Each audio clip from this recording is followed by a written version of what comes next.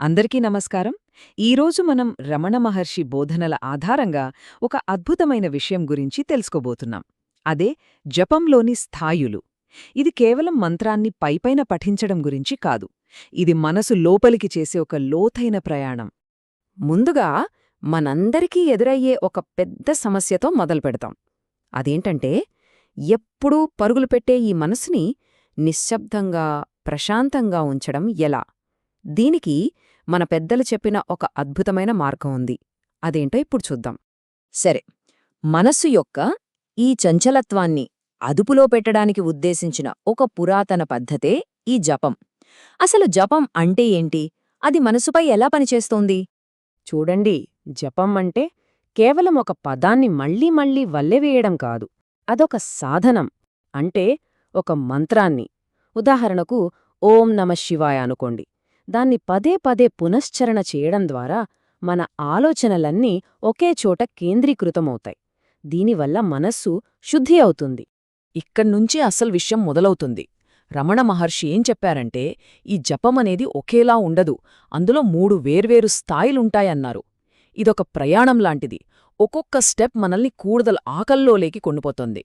ఈ ప్రయాణం బయటనుంచి మెల్లగా లోపలికి సాగుతుంది. మొదటిది వైఖరి జపం, అంటే మంత్రాన్ని బిగ్గరగా, స్పష్టంగా పలకడం. రెండవది ఉపాంశు, అంటే మనకు మాత్రమే వినపడేలా గుసగుసగా జపించడం. ఇక ఆఖరిది అత్యంత సూక్ష్మమైనది మానసిక జపం, అంటే మంత్రాన్ని పూర్తిగా మనసులోనే నిశ్శబ్దంగా అనుకోవడం. ఈ రెండింటి మధ్య తేడా చూస్తే మనకు విషయం స్పష్టంగా అర్థమవుతుంది. వైఖరి జపం బయటకు వినిపిస్తుంది, కాబట్టి మొదలుపెట్టడం చాలా సులభం. దానికి పూర్తి వ్యతిరేకం మానసిక జపం. ఇది పూర్తిగా అంతర్గతం. దీనికి చాలా తీవ్రమైన ఏకాగ్రత అవసరం. అందుకే దీన్ని సాధించడం చాలా కష్టం. సరే, మరి మూడింటిలో ఏది ఉత్తమమైనది? రమణ మహర్షి ప్రకారం ఏ స్థాయి అత్యంత శక్తివంతమైనదో ఇప్పుడు చూద్దాం. ఇక్కడ రమణ మహర్షి చాలా స్పష్టంగా చెప్పారు, అన్ని రకాల జపాలలో మానసిక జపమే అత్యున్నతమైనది మరియు అత్యంత శక్తివంతమైనది. ఈ ఒక్క వాక్యం చాలు ఈ అభ్యాసంలో మానసిక జపం యొక్క ప్రాముఖ్యత ఏంటో తెలుసుకోవడానికి. మరి ఇదెందుకు అంత గొప్పది? ఎందుకంటే ఇది సాధించడం కష్టం కాబట్టి. దీనికి చాలా లోతైన ఏకాగ్రత అవసరం.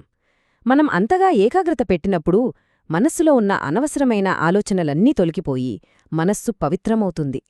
అంటే ఇక్కడొక విషయం మనం గమనించాలి.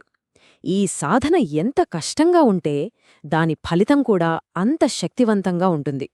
ఇది మానసిక శుద్ధికి అత్యంత సూటి మార్గమన్నమాట. ఓకే, ఇప్పుడుదాకా జపం ఎలా చేయాలో చూసాము. ఇప్పుడు అసలు ప్రశ్న, ఇదంతా ఎందుకు చెయ్యాలి? ఈ ప్రయాణం యొక్క అసలు గమ్యమేంటి? దీన్ని అర్థం చేసుకోవడానికి రమణ మహర్షి ఒక చాలా అందమైన పోలిక చెప్పారు. మంత్రమనేది ఒక దీపంలాంటిదట. ఈ చిన్న ఉదాహరణతో మొత్తం విషయం మనకు అర్థమైపోతుంది. ఆ దీపం ఏం చేస్తోంది? అది మనసు అనే చీకటి గదిలో వెలుగునిస్తుంది. అంటే మనసులో ఎలాంటి ఆలోచనలొస్తున్నాయి, దాని స్వభావం ఏంటి అనే విషయాలన్నిట్నీ మనకు స్పష్టంగా చూపిస్తోంది. ఇక తన పని పూర్తయ్యాక ఆ దీపం, అంటే మన మంత్రం, అది ఎక్కడ్నుంచి పుట్టిందో ఆ మూలంలోనే, అంటే ఆ ప్రశాంతమైన నిశ్శబ్దంలోనే మళ్లీ కలిసిపోతుంది. కాబట్టి అసలు లక్ష్యమేంటంటే మంత్రాన్ని జీవితాంతం జపించడం కాదు. ఆ మంత్రమనే సాధనం తన పని పూర్తిచేసి, అది కూడా అదృశ్యమైపోయినప్పుడు చివరగా మిగిడే ఆ స్వచ్ఛమైన నిశ్శబ్దం, ఆ ఎరుకే అసలైన గమ్యం. మరి ఈ విశ్లేషణను మనం ఈ ఆలోచింపజేసే ప్రశ్నతో ముగిద్దాం. జపం ఆగిపోయినప్పుడు, ఆ మంత్రం కూడా నిశ్శబ్దంగా మారినప్పుడు చివరకు మిగిలేదేంటి? ఈ ప్రశ్నకు సమాధానం ప్రతి ఒక్కరూ తమ లోపల తాము అన్వేషించుకోవలసిందే.